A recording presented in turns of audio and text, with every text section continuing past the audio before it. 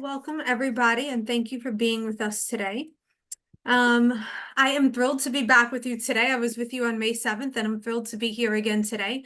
I am Laura De Palma from Renew International, and I'm joined by my colleagues. Eileen Lynch is our Director of Sales and Marketing, and we also have Mayor Ernesto, the Associate Director of Pastoral Services. During today's webinar, I invite you to put any questions or comments that you may have into the chat, and we'll be happy to address them. We have some time set aside for Q&A at the end, and we also will work them into the conversation as the need arises. Thank you all again for being with us here today. I do ask you please to keep yourselves on mute unless we invite you to speak, just so that we don't have any background noise interfering with the webinar today. And with that, I am going to turn it over to my lovely colleagues. Thanks, Laura. We just wanted to briefly give a recap for those of you who maybe had joined us or did not get a chance to join our first two webinars in this three-part series. My name is Mayor Ernesto, and I have the pleasure of serving as the Associate Director for Pastoral Services here at Renew, where I've been since May of 2021. Prior to joining Renew, I worked at another Catholic nonprofit organization, so I'm happy to continue this work here. Our first webinar was an introduction to small groups and to Renew International. In that gathering, we spoke a little bit about the Synod and a lot about how that relates to small groups. In our second webinar, a couple weeks ago, we focused more on you, the participants or the facilitators of small groups, the roles that you have at your parishes. And we provided a brief sample session of one of our small group resources, Be My Witness. And we did an in-depth discussion of the Synod, referencing the Synod synthesis report that was released, and how we are all invited to welcome the small seed that this synthesis report represents. We begin to, as it says in the report, like Jesus, meet people in the uniqueness of their personal story and situation. And we do that through these small group experiences. In our time together today, we've heard from you all. What would be very helpful is to focus on the importance of small groups and provide a little bit of a how-to. How can they be implemented? Or if you have small groups at your parishes, how could they be enhanced? What things can you do differently to grow that small group ministry at your parish? And also, how do those small groups then develop into small Christian communities? So without further ado, I will turn it over to my colleague, Eileen Lynch, to lead us through our conversation today. Hi, everybody. Eileen Lynch, Director of Sales and Marketing. I've been with Renew for about 2.5 years.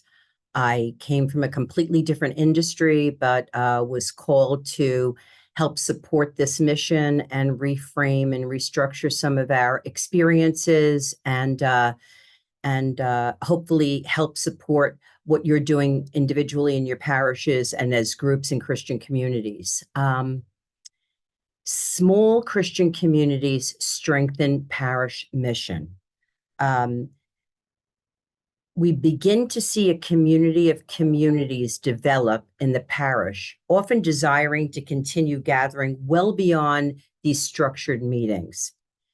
There are some small groups who have continued to gather and support one another for over 40 years. In our conversations and going out to different parishes and things like that, we hear repeatedly how people formed a small group 25, 30 years ago, and the same group is still meeting. That's the power and the relationship building and the support and love they have for each other. Here are some impactful statements we've heard from people gathering together with a common purpose. There's no substitute for meeting your fellow Catholic face to face. Now, we're in church and we see each other, but a lot of times we don't even know each other's names. Listening to one another is the first step on a much longer journey. We each have our individual experiences, stories, and faith journey. So listening to one another is the first step to really understanding and walking together. We must recover a sense of what holds us together. We must find a way to walk and work together. To quote American Magazine in an article published March 16, 2023, The Synod is not an event, it's a new way of being church. So key. The Catholic Church has not exercised listening very well. It's a muscle we need to exercise. We're all co-responsible for this church that we love, for building it into a beautiful vision that we see. The only way to be a listening church is by doing. Jesus prayed that they all may be one, not that they all may be the same. That's the other challenge, whether it's, in the political climate or within the church. People have varying opinions and beliefs and things like that. Having a platform where people can speak openly about that is so key. Synodality was held up as a possible way to battle the polarization that plagues the church. The polarization is something that, as I said, we see not only in the Catholic Church, but also in the political environment. Polarization is not Catholic. Pope Francis said this in an interview with American Magazine in November of 2023. At a time when polarization runs deep in all levels of society, the church is one place where people of all backgrounds gather under one roof. As members of the faithful people of God, all the baptized are co-responsible for mission, each according to his or her vocation, competence, and experience. Therefore, all contribute to imagining and discerning steps to reform Christian communities and the church as a whole. In this way, the church experiences the sweet and comforting joy of evangelizing. The purpose of synodality in the composition and functioning of the bodies in which it takes shape is mission. Co-responsibility is for mission. This attests to what we are truly gathered, that we are truly gathered in the name of Jesus. It's so key. We were talking about that today in a meeting this morning about how gathering the name of Jesus, and that's why we're here, and that's our mission. This frees the bodies of participation from bureaucratic limitations and worldly logics of power and makes gathering fruitful. What is the way out of polarization? Here's an example. Let's watch a testimonial from Monsignor Joe Curry of Mary, Mother of God, about the impact gathering people together has. You bear with me for 1 second. I'm going to stop the screen share and restart it just so that we have maximum audio optimization and everybody can share along and hear us.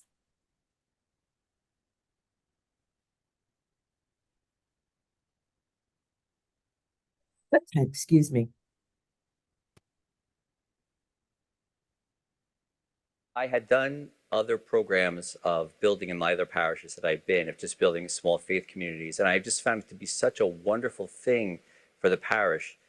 Church just makes so much more sense when you start it in a small group. Church, everything about church makes so much more sense, I found, when you have individual people that you can connect with, that you get to know on a more than just sitting next to them at church level.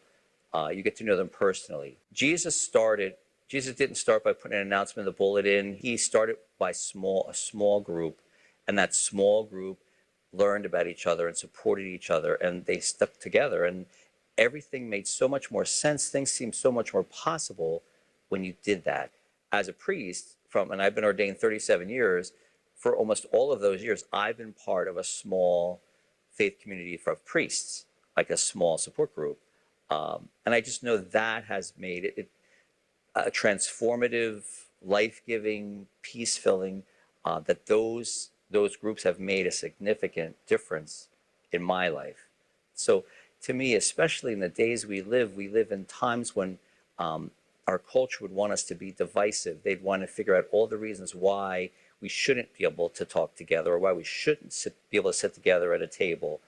And Be My Witnesses offers just the opposite.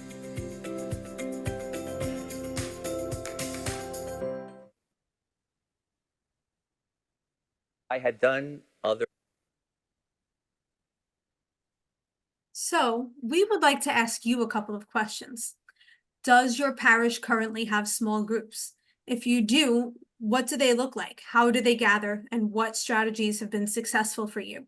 Are you struggling in any way with group participation, with identifying people who would like to lead or facilitate these groups? Or are you struggling with starting or expanding an existing small group? If you have any comments or other questions that sparked your mind when you thought of these, please feel free to share those in the chat box with us, and we will share them as we go through the rest of our discussion today.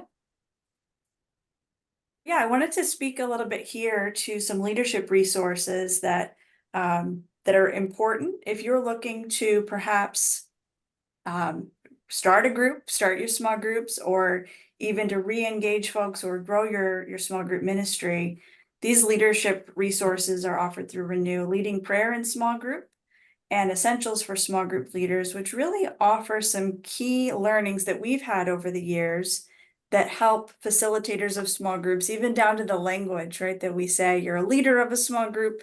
Some people might shy away. You say you're a facilitator of a small group. That might feel more comfortable. And I was even on the phone with a parish just last week, and they said, I think I want to call our small group leaders tour guides. So I just wanted to share that with you all, that those are things that you can start to think about for your language, even how you promote these leaderships. But part of the challenge is that often you might find yourself having the same people taking on the same roles. And that can be sometimes a barrier to attracting new people or even allowing others to step into leadership roles. So one of the things that we encourage are mentors, a mentorship model, where you can have somebody who's maybe they're learning as they go and facilitating a small group from somebody else. And maybe one of those sessions, they take the lead, or they take a little bit of the lead in leading a session. But that mentorship can really help both the experienced leader of the small group and the person who might be new to that role to learn from one another, and also to transition into a new role for that person who's just starting to become a small group leader. And even having an updated training session. Eileen and I hear often from parishes that they've had people that are doing small groups for a very long time, but what might be beneficial to them is to have a workshop where we just do a refresh about how groups are gathering and what it means to be a small group leader. And often we learn from you all as well, what your experiences are. So being able to refresh and open people's hearts and minds can be really key as well. And attracting new participants, that's so key to our work. Sharing your witness, really taking a moment to reflect on your own testimony, how this experience that you've had in a small group has affected you. Asking members in your group to do the same. Perhaps sharing that with the parishioners at Mass, or having a table outside of Mass. There's no substitute for that personal invitation. Time and time again, we hear that, what encouraged you to join a small group or participate in a ministry? And so often it's a personal invitation. Offering an interest session where people can learn a little bit more about what the resource might be or what the role might be, if they're interested in being a leader or just simply participating in a small group, and helping them to understand what this is that they're invited to participate in, and giving them a space to answer any questions that they may have as well. And if you and your group have reached this natural kind of stage of the 12 weeks that you've gathered, or the 6 weeks you've gathered with a resource is coming to a close at a faith sharing topic, you might start to think about what's next. So thinking about a planning strategy for a new topic or a new resource, maybe something seasonal, maybe a little early to think about Advent, but that might be something that you want to introduce to your group and say, what might we be interested in exploring next? Scripture series every week, something that fits into the liturgical calendar, and things that will keep people interested. Maybe everybody gets a chance to pick a topic, as you go through your journey together, and turn into a small Christian community. And continue to branch out. So getting involved in your parish, starting to stretch a little bit beyond how you've gathered for faith sharing. And now how can your small group, your small Christian community begin to get involved in the parish life. What does that look like for your group? Maybe it's volunteering at a parish breakfast to help serve that. Maybe it's talking with your pastor and asking where there might be a need to support different initiatives at the parish. So just some things to think about. And we also would love to hear from you, what that might look like for, from your experience in parishes. So we'll have some time to chat a little bit more about that.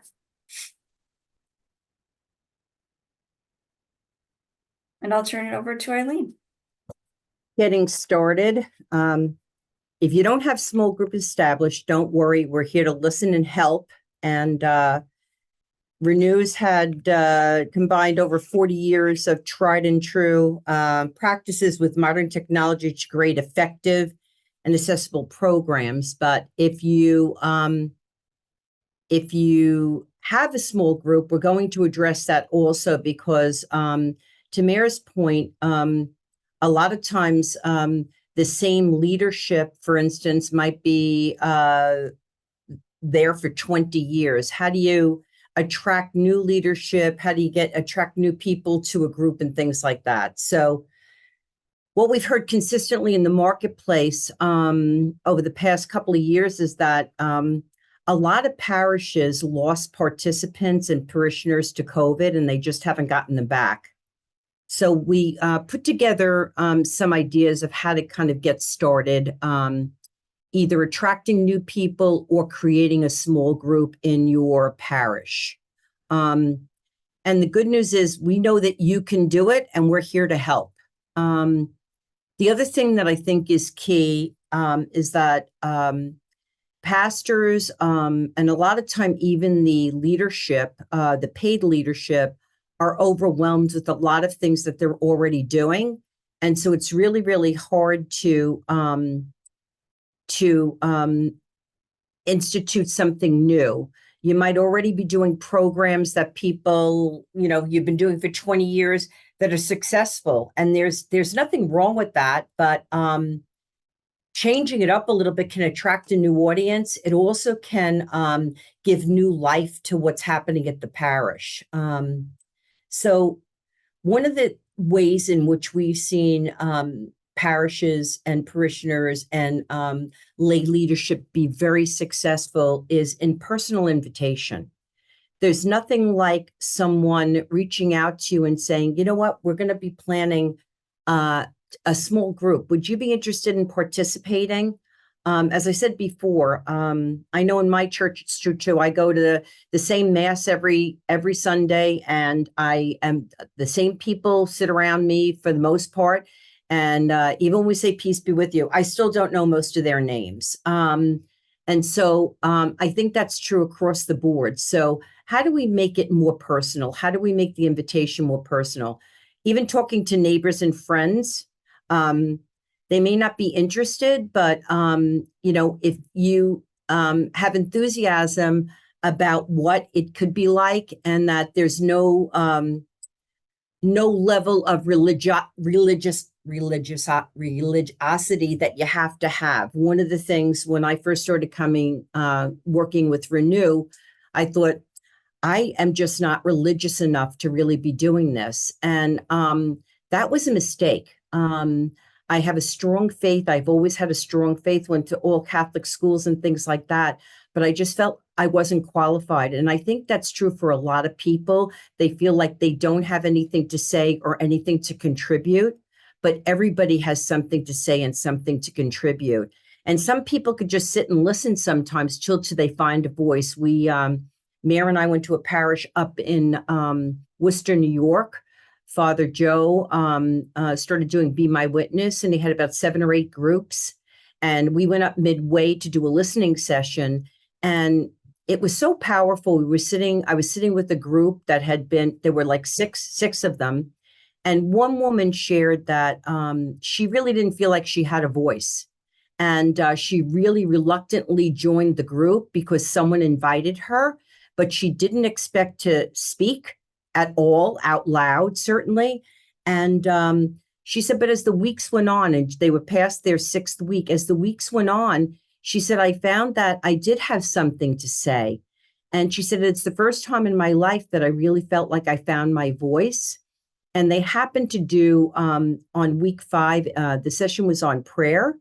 And she shared a story too. And there wasn't a dry eye in the house after this, because she was in a parking lot with her granddaughter. And she said she doesn't know what she did, but she must have done something wrong, because this woman basically went off on her and started screaming and cursing at her. And she was just dumbfounded. And the granddaughter got so angry because this person was treating her grandmother so poorly. And the grandmother, she said, instead of reacting, she said, you know what? There must be something really bad going on with her for her to be behaving that way. Why don't we pray for her?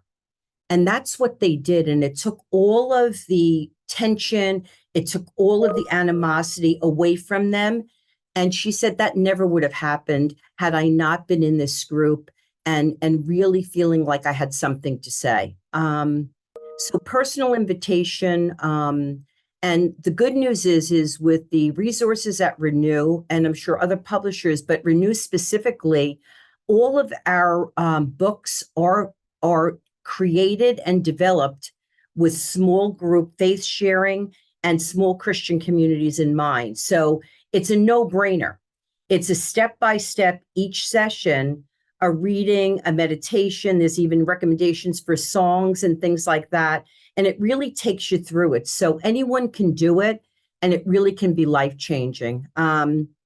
We have facilitators and leaders that have given us testimonials about their experience. And, you know, it's easy for us at Renew to say, this is wonderful, you should try it, but it seems like we've got an ulterior motive. That's why hearing it from people who have actually participated is amazing. So we've taken the guesswork out of it. We've got, our books are all guides to walk you through this. And so I love the tour guide concept, because people, again, will be like, oh, I couldn't do that. I'm not qualified to do that. We're all qualified.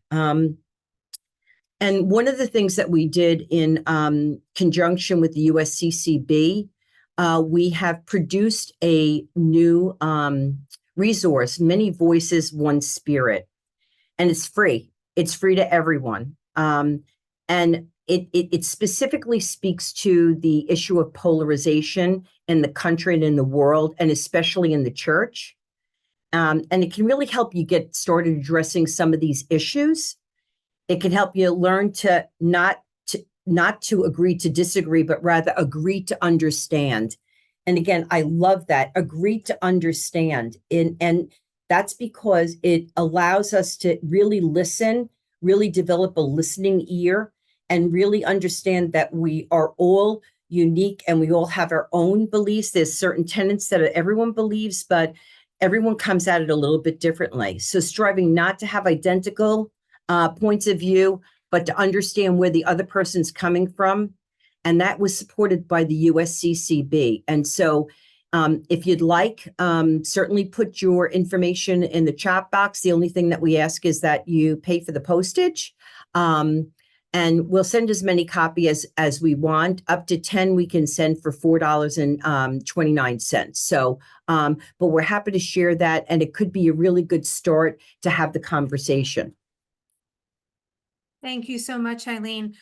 Before we move on to the next slide, I would first off like to apologize again for the technical difficulties.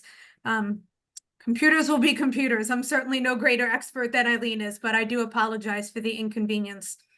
I would also like to share some of the comments with everybody that you've been sharing in the chat.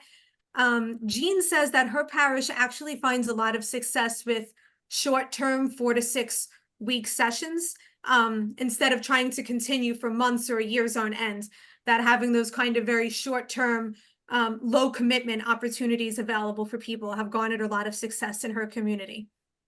Danielle also shared that her parish has one particular small group made up of older retired women.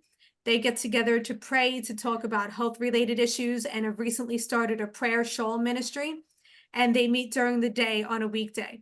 So just another thing to keep in mind, that sometimes if there is a particular demographic that you find prevalent in your parish, that perhaps there's a topic or a time of day that's really speaks to their heart and to their needs, that might be a really strong thing to play into if you're looking to build community through this small group concept.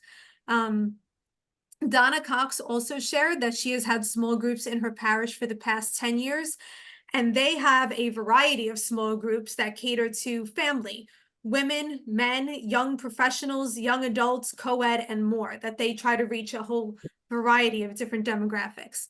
Fantastic. Families are one of the hardest to hold on to because they're so busy. We all know how busy our children and teenagers can be with their various commitments. But that's one of the challenges they face, and also that getting leaders is a big problem because no one wants to lead their group or to leave their group that they're currently in order to start a new group. They kind of build that sense of community, and then no one who's experienced that wants to branch off on their own and sort of rebuild that community again with new people. Can I speak to that, Laura? I'm sorry? Could I speak to that very quickly? Yes, absolutely, please. Thank you. Thank you for sharing these comments. These are really great. One of the things that we've also heard from parishes as they're building out their small groups is that there is this like, oh my gosh, I don't want to leave my group. And if it's possible for that person, they don't have to leave that group. Maybe they're able to be a participant, or they're, if they're the leader of the group, that's different. But if they're a member of that group, they don't have to leave that group. But maybe they do have a gift where they can offer leadership to another group. So I just share that as something to consider, that maybe they can still be a part of their own small group, small Christian community, but to really sit with, is that something they're being called to do? And perhaps starting another small group. And maybe it's just to help get it started. Maybe they're not going to stay there, but maybe that's something that they're being called to. So just to put that out for consideration.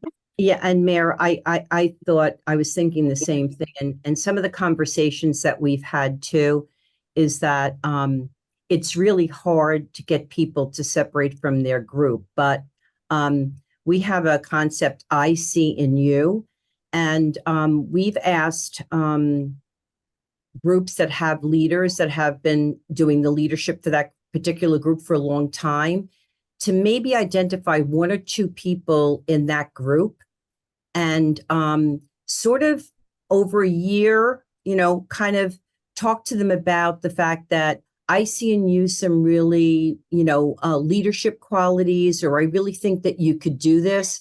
And part of our mission as Catholics is discipleship. So yes, we want to continue our own personal faith journey, but it's also about sharing that as well. So encouraging people to then have the ripple effect where you're taking that out to others as well. And that can be personal invitation, again, from people that they know or neighbors or things like that. When Jean, success with 6-week sessions, you're speaking our language, Jean, because one of the things that we looked at 2.5 years ago, when I first came to the organization, was that Renew had, 3-year, 4-year programs. And, that worked 20 years ago, but that's not the day we live in now. And so people have a limited amount of time, and we want to attract as many people as possible. Renew also had sort of a laborious system where parishes kind of had to report back and things like that.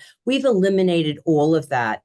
We've not only eliminated that, we've really reduced a lot of the sessions to 6 weeks also, because in small chunks, that expression, how do you eat an elephant? One bite at a time. So it's sort of that philosophy.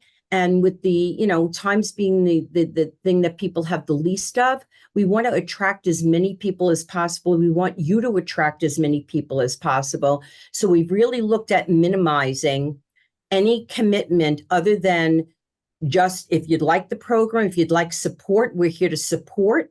If you have an established group and you want to do it on your own, as we said, the resources that we have lend themselves nicely to that. Our experiences, Be My Witness, Why Catholic, Arise is the only one that's liturgically based, but Why Catholic and Be My Witness, people have broken up into 6 weeks chunks. They're 12 weeks, but they've broken them up. The other thing is, having to do it at a certain time has gone out the window. Whenever you want to do it, the other thing that we've learned is that every parish is different. Every parish has its own personality, its own way of doing things, or likes and dislikes, including the pastors and the leadership and the lay leadership. So we accommodate and we work with you. We meet you where you are, the same way we want you to meet your parishioners where they are. So we have, we have virtual listening sessions, we have virtual trainings, we have anything and everything. We're here. It's not one size fits all. We're very customizable. And our key is that you can do it and we're here to help. Thank you so much for your contributions and for answers to those questions. I would also like to add for Teresa, who asked about this, and Benita, this may also interest you as well, that we do have many Spanish resources available, including Many Voices, One Spirit, which was just released in Spanish yesterday. So that is a brand new opportunity. That is also a completely free resource. You just pay shipping. Again, up to 10 copies will ship for the flat rate of $4.29.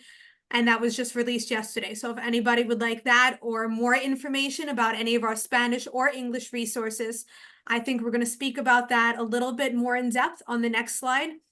But before we move on, I'd also like to pose these questions to you, Eileen and Mayor, from Matt, who has 3 specific issues that he's facing in his parish. His first is that they have over 45 ministries and many function as small groups, but they've become more like clubs, almost sort of like a closed unit, and they tend to struggle to engage new parishioners. So getting new engagement is one of the main issues that he's facing. Also, many people did not return after COVID, and their small groups have suffered as a result. They have hundreds of people who attend Mass via live stream, but they would really love to use the small group model to try and get them back to Mass in person, to really be present in their parish community. And their third issue is that they need to reach out to the hundreds of registered parishioners who have not been active in the parish for years. So he would very much like to see how they can use the small faith group model to improve evangelization, to really bring people back into the church and help reach out to those registered participants who may have not been actively participating for several years now. I'll take a stab at a couple of them. Sure, thank you. And then Mayor certainly can.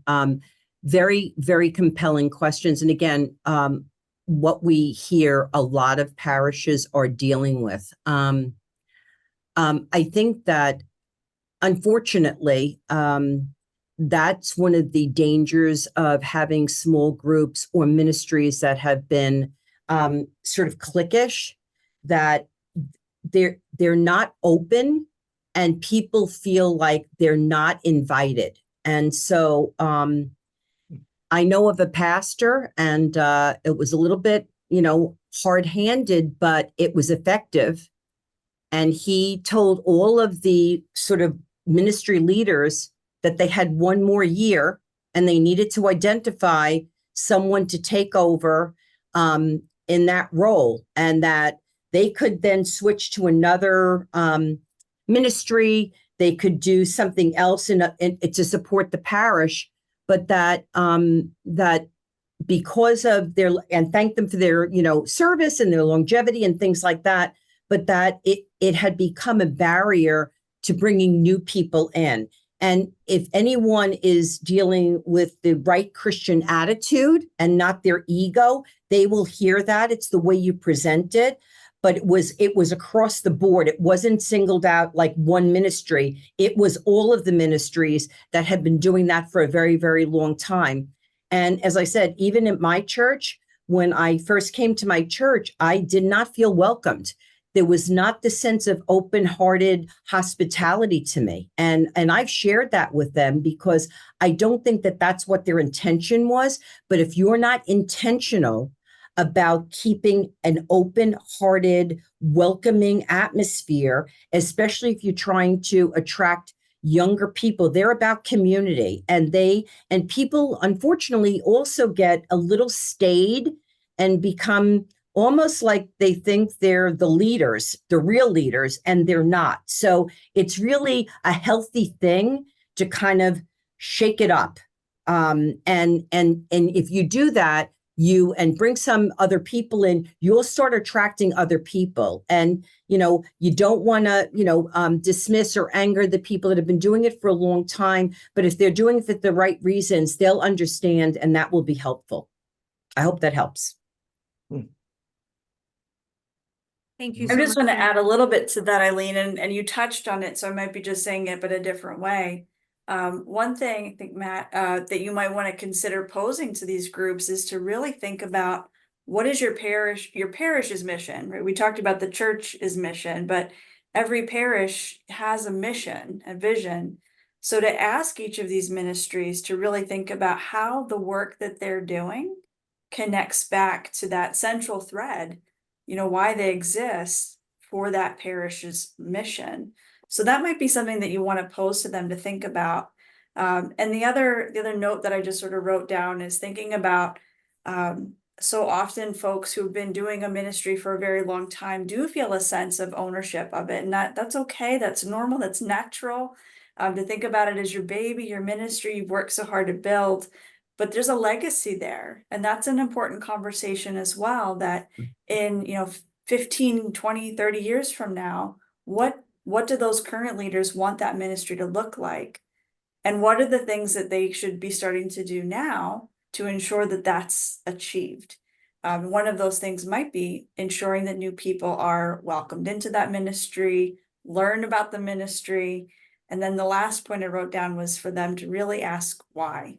And that connects back to the mission of your parish, but why does that ministry exist? Why is it important to that person or to the people that are involved in it? And to really take some reflective time with those questions. So I hope that's helpful, something for you to consider. Maybe it's helpful for others of you who might be struggling with similar challenges at your own parishes.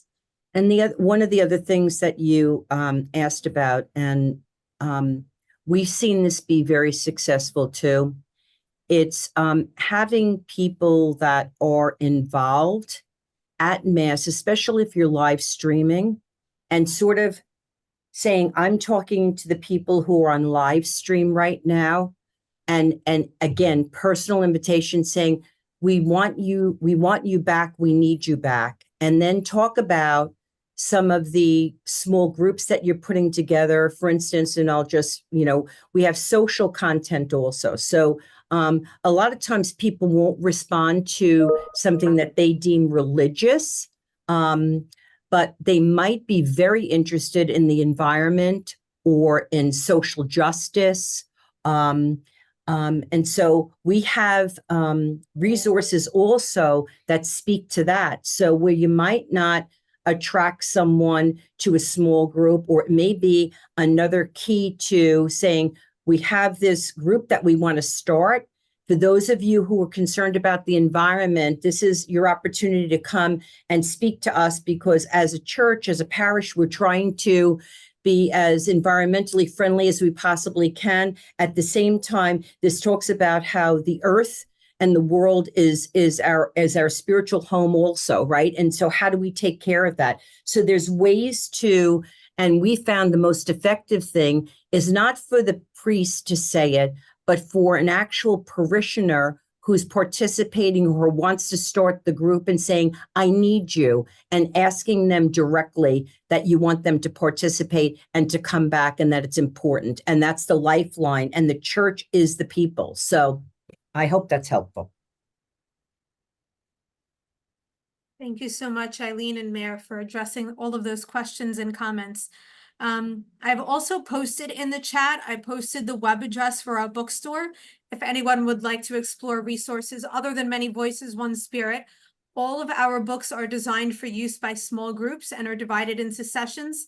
I also shared an email address. You can reach us at digital@renewintl.org, as well as through the contact page on our website. So if anybody has any questions that they would like more of a personalized response to, please feel free to reach out to us anytime. And I think Laura, I just wanted to say too, this is the bookstore that you can visit, as she said, but I'll just give you another, for instance, Sister Prajine, who was the inspiration behind Dead Man Walking and the opera at the Metropolitan recently. We just honored her at our gala. And Dignity and the Death Penalty is the resource that we have. So that whole conversation about, pro-life and how some people are pro-life, but they're pro-death penalty, and how that conversation can take on a lot of nuance and things like that. So those kinds of things, again, that may not attract someone who's religious, but they love that dialogue. But we've got plenty of resources. We have the experiences, and I can't emphasize enough, even though I'm the director of sales and marketing, our whole mantra has always been, we're here to help you. We're not here to sell you something. We can have a conversation with you. We can conduct listening sessions with your parishioners and things like that to help discern maybe what the next step should be for you. The other thing I'd like to say also is that, and this speaks again to Matt's questions, we've had parishes that have been doing the same ministries for 20, 25 years. And they're effective and they're working, but they're not growing. And sometimes the resources and the support you're giving to that is precluding you from starting something new and fresh. So that's another way to kind of shake things up a little bit, to take some of the attention and say, you've done a great job here, but we'd like you to start this, or we're trying to branch out a little bit. Would you be interested? And that's another way to move people out of ministries that they've been in for a long time and maybe start something new, and then attract new people to both. But we hope that, have we answered all the questions and the comments? This part of it was supposed to be how to, help support you in terms of if you have existing small groups. Someone else said that they have, the older women and things like that. We love to hear that. We have a Women in Conversation webinar series starting on Thursday. And that's based on our book, Women in Conversation. And it's a 3-part series. So please visit our website and sign up. It's free. It's free. We also, during Advent and Lent, do virtual faith sharing. We're really here to help support the message and the mission. I hope that our resources for online Theology on Tap and Baptism Matters. So we've got virtual experiences as well. But thank you so much for your time today.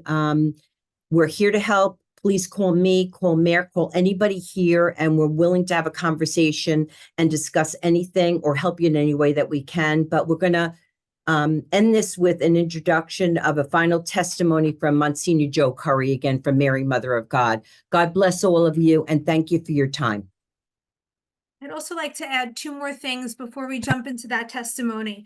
Matt shared something here called the Bishop's Invite One Back initiative, which is part of the National Eucharistic Revival taking place. The pilgrimage has already started to Indianapolis, but the event is taking place in Indianapolis this July. And the idea is that concept of personal invite, that nothing can really replace that face-to-face personal invite to another person. So Matt, thank you so much for bringing that to our attention. And that is a great resource that's available online on the national, if you Google National Eucharistic Revival Invite One Back, you'll learn a lot more about the initiative there, which might have some great support for really enhancing that parishioner involvement. And I would also like to point out that many of our resources in the bookstore, you'll see one here, El Duelo, is available in Spanish, as well as all of these small group programs are also available in Spanish. So please feel free to reach out to us if you have any interest or any questions in any of our Spanish resources.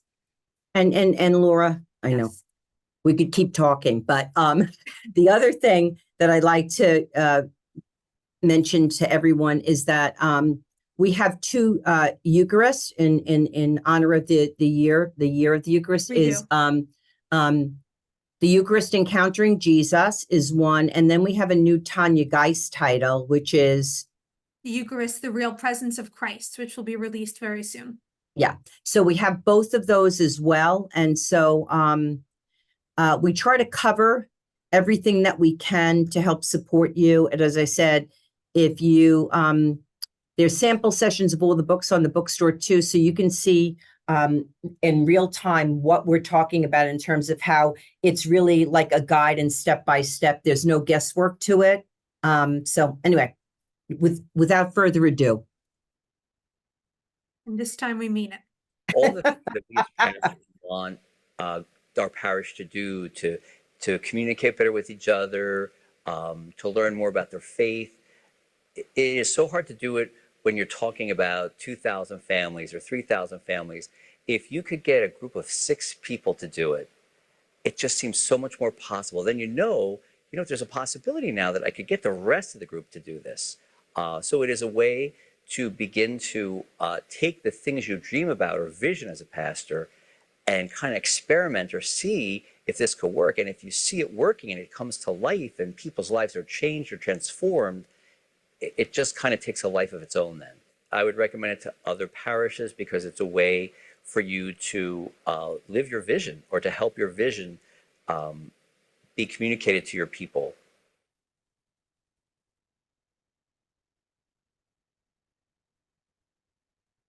Thank you so much again, everybody, for joining us today. You'll see on the screen now in the bottom right-hand corner is a website where you can reach us if you'd like to fill out a form, or again, you can use that digital@renewintl.org email address, and we are happy to answer any and all questions. We're here to help, so please reach out. Thank you, everybody. God bless.